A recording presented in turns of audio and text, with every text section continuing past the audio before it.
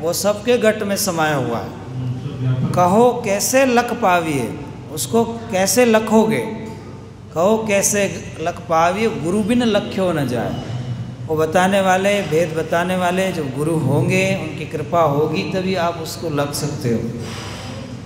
सबसे पहली कड़ी है कि तीन त्रिकुटी के ऊपर एक खुलिया सोहंग फूल, और नहीं धरण को आसरो नी अक्षर नीच बोल। यहाँ से उसकी शुरुआत है। यानी सोहम का मतलब है कि स्वरूप को जानना। तो पहले स्वरूप को जानेंगे तब उसकी शुरुआत होगी। तीन त्रिकुटी के ऊपरे खुलिया सोहंग फूल, नहीं धरण को आसरो नी अक्षर नीच मूल। कोई कहते हैं कि सोहंग शब्द नीच मूल है, ऐसा नहीं है। वो तो पहली अवस्था है, वो तो पहला उपदेश है, उससे तो शुरुआत होगी। कबीर साहब कहते हैं नहीं, सोहंग पोया पवन में और बांधा सुरती सुमेर, ब्रह्म गांठ हृदय धरो इस विधमाला फेर। तो वो तो सदगुरु के जब ज्ञान में आते हैं तो वो शुरुआती का नाम है जो सदगुरु सोहम नाम दे गुंज बीज विस्तार। सदगुरु सोहम नाम देते हैं और उसमें भी गुप्त रहस्य है, फिर शिष्य को बताते हैं।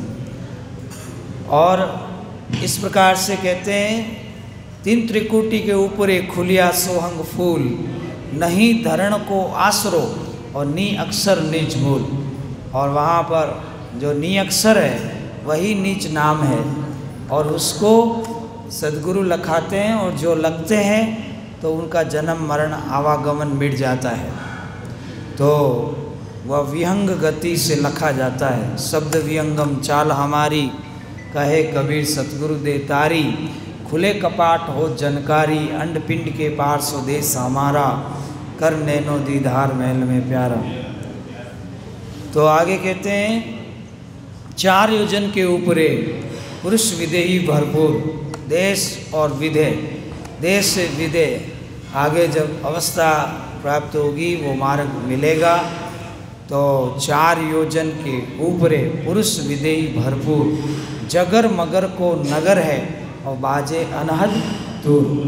और वहाँ जगर मगर का नगर है और अनहद तूर बज रहा है, तो वहाँ इस तरह का आनंद है। फिर कहते हैं वहाँ भी नहीं रुकना है, आगे जाना है। फिर कहते हैं, हमरे ठेके हम करे, हमरे ठेके हम खड़े, गुरुगम नगरी पास, खिड़की खोल दिखलाइया और राह अगम को जाए। इस तरह से पार ब्रह्म के महल से आगे खिड़की है, उसमें उस खिड़की को खोलकर सदगुरु ने मकर तार की डोरी को लखाया, और जो हंस उसको लखा वो आगे सतपद में मिल गया। तो कहते हैं, खिड़की खोल लखा बताविया, राह आगम को जाए। आगम का रास्ता उस खिड़की से आगे है। फिर कहते हैं, अठे मिलिया अठे, हाँ।